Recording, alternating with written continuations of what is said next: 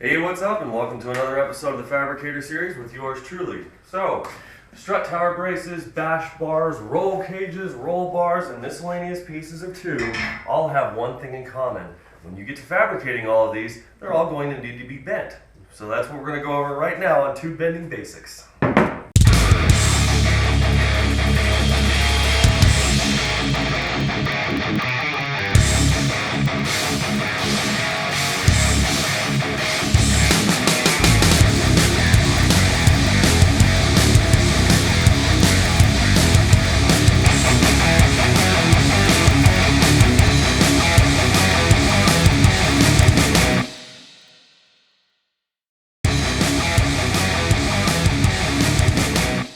Where a lot of people tend to get confused. Tube versus pipe. Now, both of them are round in shape, both of them have a wall thickness as their identifying size, and both of them have the same number to identify their actual size or reference. So in this case we have 1.5" tube and we have 1.5" pipe. Let's start with the tube.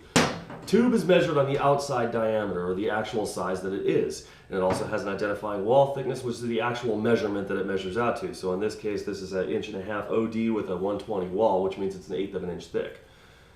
Pipe, on the other hand, this is measured on its inside or nominal inside diameter. So the outside of this is about 1.9 inches round, and the wall thickness is referred to as a schedule. So in this case, it's 1.5" schedule 40. Now, since this is pipe and it's measured on the inside diameter, that means I can actually take this 1.5" tube, slide it inside of the 1.5" pipe. Both of them are 1.5", that's what they're referenced as, but both of them don't actually measure to 1.5". Only tube does, and only tube is used for making roll cages. So now that we got the differences in materials figured out, let's talk about the bender. This is very, very popular to do when trying to save some money in bending all of your materials. There are tube benders and there are pipe benders. Now, one is really not supposed to be used with the other one for a couple of reasons. Let's just go over real quick the tubing bender. When you stick your tube into the bender itself and you lock it down, the tube will actually be pulled or drawn around this die itself. So as you go through here, it'll actually be pulled, bent around it. Now, most tubing benders will actually sell pipe-sized dies, and you can do the exact same thing with. But one way to identify the pipe bender is by looking at how it's set up, in which case that is usually set up with a hydraulic press and a little bending shoe right in the middle of it that presses up against the center of the pipe itself. And what that'll do is eventually form and kind of wrap it around there. Now, while that does work for pipe as a material, it's actually terrible for tubing, and there are millions of hacks and tweaks and ways to try and get tube to work in a pipe bender. But take it from me, save yourself the time and hassle, buy a tubing bender if you plan to bend tubing. Alrighty, so 3 words that people typically get confused with regarding bending dies. Centerline radius.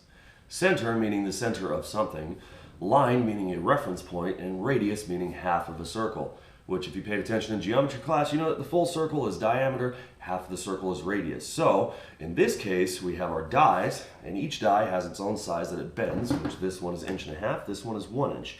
Each one also has its listed centerline radius. This 1.5" die is a 4.5 inch radius, or centerline radius. This 1 inch die is a 3 inch centerline radius. What does all of that mean? Well, let's actually break this one down. Center meaning a reference point. In this case, it's the center of the tube itself. So this section here would be the center of it. This section also the center of it. This section, any point at least within this tube, or at least within the points where it actually starts at the bend itself to create that radius, is the point where it's going to be referenced. So anywhere in here, all of this is your center line. Of course, my hand a little squiggly on this one, but you get the idea. Line meaning the actual point of reference where it's measured at. So again, what I traced around. So center line, which is this area, and radius meaning half of the circle. So we'll show you on the die here. Every die obviously centered. Since this is a semicircle, or it is round, we have a center point, which is right here in the middle of it, and to the center of the actual tube itself, where the bend is, that distance between the center point here and the center point of the tube is your center line radius. Okay, so the larger the number you have for the center line radius, the more gracious or more gradual your bend is going to be. The smaller the number, the tighter the bend you're going to end up with. Okay, so This is where a lot of people will ask me, and I'll tell you every single time the same way, what size die do I get when it comes to bending stuff like cages or bash bars or whatever the case is? Now the answer to that one really is entirely up to you. Theoretically, you're supposed to measure out what exactly you need for each one. Now, say roll cages for instance, you're not allowed to have too tight of a bend, and of course you don't want to have too gradual of a bend because you know, there are some areas inside of like a chassis or the body of a car where, you know, the tube might not fit if it's, you know, an 8-inch centerline radius. That'd be kind of ridiculous. So most rules will specify the general rule of thumb, and the general rule of thumb for identifying a centerline radius is diameter times 3. So no matter what the bend radius is, or whatever the rule book specifies, they almost always follow that one. So at bare minimum, when you get a die and you intend to bend roll cages, for example, out of that specific size, diameter times 3 is a safe centerline radius to purchase. Now, if you're doing the math inside of your head, make sure that you get your numbers right. So if everything is based off of the center, you got to know that if you bend, let's say, at 180 like this piece, you'll know that the centerline radius is 4.5 inches. That only leads from center to center, which means from center to center, you have 9 inches wide. Now, if you go all the way to the outside of each bend, you'll know that you have a 10.5 inch wide bend total. Okay, and the inside of that bend will be 7.5 inches. So just make sure that you do your math correctly and know that when you bend on a 4.5 inch centerline radius, that you'll know your total width and total inside measurements. Now we know a little bit about the dies and the centerline radius. Let's actually break down the nomenclature of the bender itself. This is my bender. It is a JD Squared Model 3.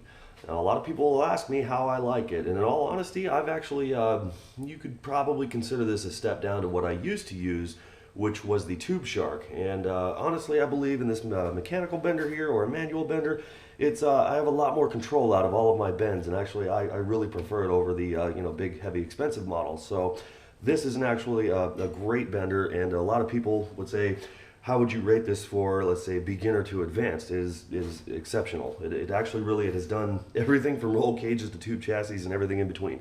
I love it. So this section right here, the main section right here, is your frame link. This is essentially what holds everything to it. The stand holds your ratcheting assembly, your ratchet arm, all of it goes onto the framework itself. All right. Next up we have the drive link. In this section here, when we clamp the die in and we swing this along here, this is what's actually going to move the die around and make our bend. Then we have our die. This one being my 1.5 inch die with a 4.5 inch centerline radius. Pin goes in the middle, holds everything together. Now notice that these two swing independently of each other, so in order to keep those together, we have our drive pin. Now each die has its own contour, its own profile cut into it. Now the idea behind this is it will hold the walls together and not allow the outside of it to crush inward, and not, of course, let the inside kink. Now every manufacturer will have their own die profile that they cut. Of course, if you have a die, you have to have the follower. Now the follower is for the outside of the tube to keep that same profile cut into it. So when you set the die in here, or the follower in here, along with its pin, you now have the ability to throw a tube inside of there and start bending it. So grab one of my 1.5 inch tubes.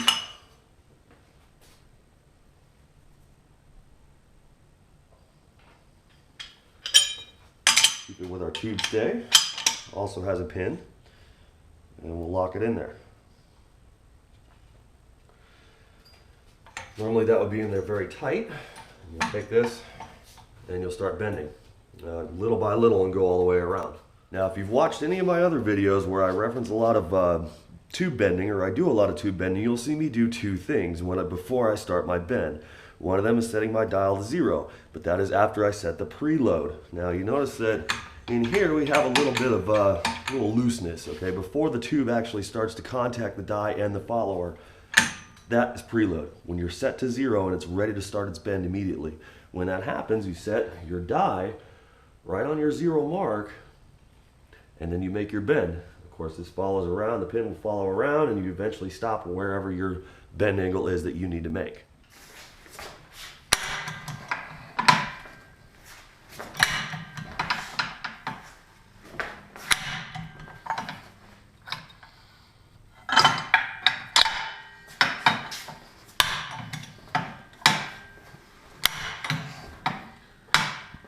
Now there was one more question that I receive a lot from viewers and whatnot when they write in and ask about bending. So here it is. You'll see a lot of manufacturers, JD Squared in particular also does this. They sell dies in 90 degrees and 180 degrees. Which one should you buy? Well, that choice is entirely up to you because they are two different prices. And of course the 180 degree is normally more expensive than the 90 degree. Now, how often do you actually bend more than 90 degrees? Well, if you're in the off-road industry and whatnot, like I build a lot of parts for those, and I tell you like shock hoops and stuff like that, they start around 120 degrees and go up to 180. So it really all depends on if you're planning on doing that. Some model benders, for example, they're a little bit difficult to make 180 degrees worth of a bend out of only a 90 degree die, because you have to make them back to back, and that transition in between, there's almost always something, a little bit of a gap in between there, because it's very, very hard to set that up. Now, which one should you buy? Well, that choice is entirely up to you, but if you ask me personally, I always say go ahead and go with the 180 degree because you just don't know when you're going to need to bend more than 90 degrees. Now we get to the fun part. This is before we can actually start bending anything. There are two things that you need to know, or at least one that you really need to know, and the other one you should always have on hand because there is an easy method to bending. And the first thing you need to know is your cost of material per bend, or how much material it takes you to make, let's say, a 90 degree bend or anything in between, including 180 degrees. Any bend that you make out of it, you need to know how much material it actually uses throughout that bend in any one of these bends or any bend that you do. And you need to do this for every single size die that you have. It's one of those things that you have to have inside of your head, or at least know before you start calculating all your bends. The second thing you need to do is create a cheater. And we'll go over the cheater and how that works a little bit later, but I'm definitely going to show you how to make one of those right now. So let's start with our cost of materials. To calculate our actual cost of materials, we're going to create what we call a bending gauge. And what we're basically going to do is take a piece of tubing of the size that you're going to bend. The wall size is irrelevant. And we're going to mark it at 1-inch increments on our actual tube here, and then we're going to throw it in the bender, toss a 90 on it, and then we'll actually figure out how much material it takes to do 90 degrees, and we'll measure out all of our degrees subsequently in 10-degree increments as we go along. So first, we'll need to start out our placement, or actually calculate where our start of our bend is actually going to be. So we need to have some material away from the die that will actually strap and hold to the actual die itself with the strap or the tube stay, you know, whichever one you want to call it as. So we're going to start at 4 inches. Now I'm just going to use the actual seam of the tube here as a reference. So it's going to be pointed upward inside of the bender there, which will actually be our center line on the centerline radius itself. And we'll just start making some increments here at 1 inch. So let's see. We'll go up to 12. Let's say 13 inches. That's what we'll run up to. So all of these, kind of straighten and thicken them up a little bit. These are all of our 1-inch reference points. And we're going to load up into our bender here. And this being the start of our bend, just make a B there. Now we'll go toss that in the bender. Alright, we'll load this up and make sure that our seam here is what I said was going to identify as our center line is actually with or along the center line of the die itself. And the start of our bend at the die is where I'm going to line it up. That's basically point 0. Add our stay. Crank this down. Now we'll use our wrench to tighten it down in here because you don't want it to slip as you're bending it. If you slip, you'll cause kinks. So if you're not sure about how much force you want to apply to this, throw a dummy tube in there and crank that sucker down. What you want is nice and snug so it doesn't slip, and you definitely you don't want it too snug where it's going to collapse the wall or leave this massive indentation in your tube. So once you figure out where that is, you just get it nice and snug in there. We're going to preload and set our dial on 0. Okay? Every 10 degrees, I'm going to make another mark on this tube.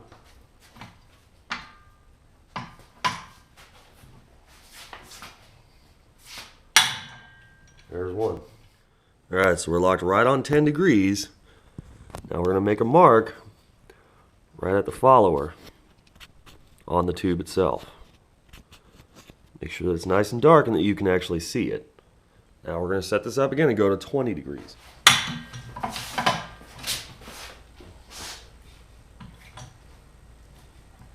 There's 20. So we'll make another mark at the follower. We're going to keep on going every 10 degrees and make another mark, all the way up until we get to 90.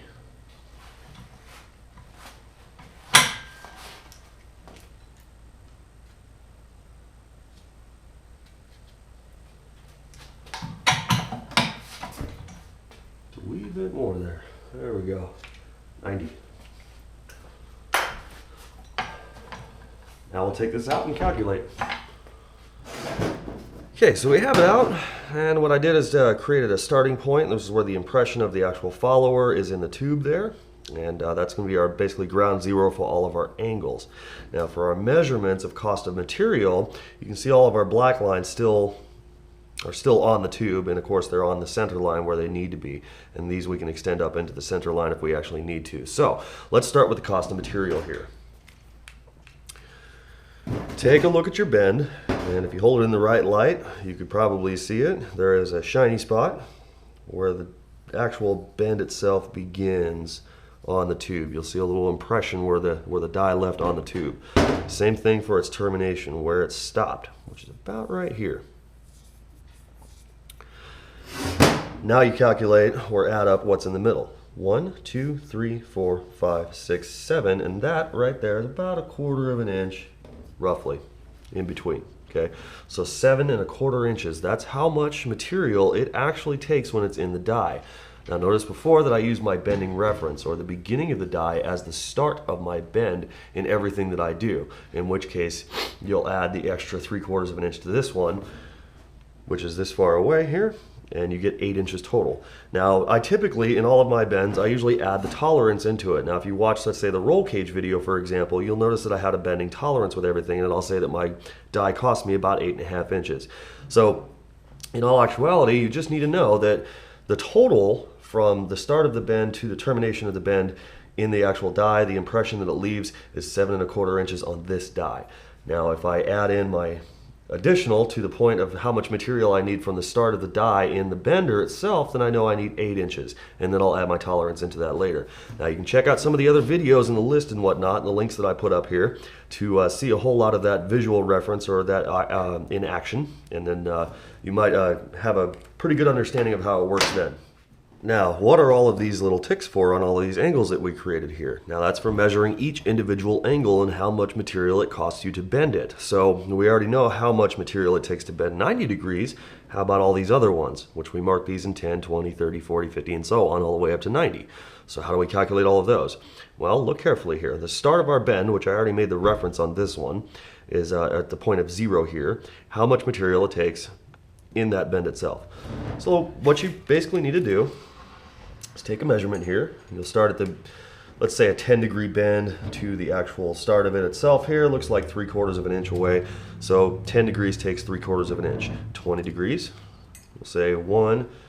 Yeah, it's a little tick over there. So let's say it's about 1, 2 1/4 inches worth of material that it takes, and then you go over to here to 30 degrees, takes just under, so that's about 1, 2 1/2-ish, and then you just keep on going, so on and so on and so forth. So now, you can check out some of my other videos, and I'll put the links up in here, and of course down in the description. If this still doesn't make sense to you, I do reference and use this a lot. So you can absolutely follow along there, and if you're still not sure on top of that, drop me a question. I'll do my best to actually describe all of this in reference to the video here and all the rest of that good stuff. So if you have a question, drop me comments, email, any of the social media outlets, of course. You can post up there, and I'll do my best to get back to you. So this is essentially your bending gauge. Now, what I usually do is kind of set this aside and put it into a pile along with, the cheater and all the other ones. I have dozens of these. So if I ever need to go back and reference, if I don't remember, for example, how much material I need per angle, then, there it is right there. I can always go back and check this out.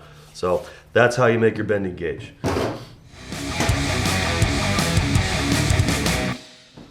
Now we're going to move on to making the cheater. Now, what is a cheater? Well, here's the best way I can describe the cheater. It is a bend, in which case this is 90 degrees, and I use 90 degrees for all of my cheaters unless I need something specific, which sometimes I'll make, I'll make like a 70-degree cheater, whatever the case is. So it basically is the actual bend that you're using with the die and tube that you plan to use. okay? And it has your reference cut into it. The reference is the point where you will start and measure all of your bends from, in which case my beginning reference is always referenced at the beginning of the die. So, like you can see on this one, for example, the impression left on the tube is a little bit distance right there. You can actually measure this out, or whatever the case is, from the beginning of the die. So just as we placed earlier when we made the bending gauge, inside of the die, at the start of the die, the same thing goes with the cheater. You always want your reference, wherever that is. It can be anywhere, as long as you use the exact same reference throughout the entire process of all of your bending and measuring and whatnot. So this is a cheater already made. Of course, I can tell you how to do that, or I can show you. Take any length of tube. This one is, let's see, 17 inches long, which that's fantastic. We already know that we only need 8 inches in between, and we're going to start the beginning of our bend, well, let's say we'll go 4 inches. 4 inches is a decent start of a bend for a cheater. Okay. We already made this our starting point. We'll label that bend. We'll go toss it in the bender. Now, just like before, the start of our bend, or the start of the die, is the beginning of our bend, or at least that's the one that I like to reference. Can you use another starting location or a new reference location? Yes, you can use any one that you are familiar with or comfortable in using. You can use the beginning of the follower. You can even use the tube stay if you want. Now, it's important that you identify and know and repeatedly use the same reference as the beginning of your bend, which every single one of my dies, I always start at the beginning of the die as my reference. You can, again, you can use the stay, you can use the end of the actual stay block itself, you can use anything that's going to be a repeat reference. It doesn't really matter what it is. But it is very, very important that you always, and I really mean always, use the exact same reference. If you change reference in the middle of a project, let's say you're building a main hoop for a roll cage, and half of it is used as the starting die reference here, and the other half is used with the follower. You're not going to be able to bend it and maintain that kind of consistency inside of your build. So again, whatever it is that you intend to use as your reference, make sure that it's the same throughout everything. And if you choose to use 2 different references, you need to bend 2 different cheaters. Okay? So after you have it locked in here, crank it down, dial on 0, preload is set. Let's go to 90 degrees.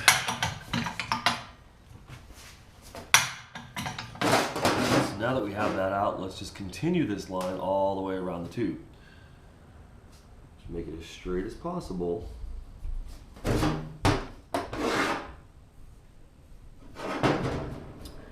Of course, if you watch some of my other videos, you'll see that I actually insert the tape measure, or the end of it, into the bend itself so I can get an accurate measurement. So your cut needs to be wide enough to actually hook it inside of there.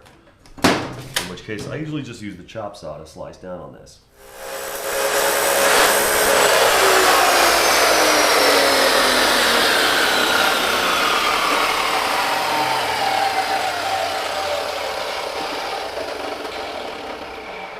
Now, of course, I did actually rotate the tube so I can get a much more broad cut around the tube in the areas where I'll likely be measuring. So what I'm going to do is I'm going to set this up one more time here. I'm going to try and set the tube up to where it's exactly where it was before. And of course, you want to make sure that it stays exactly in line with the other cut that you just made.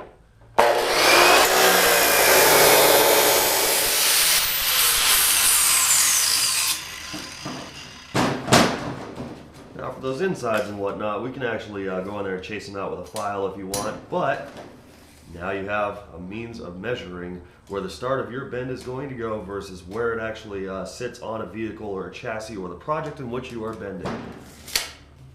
So let's get to the bending.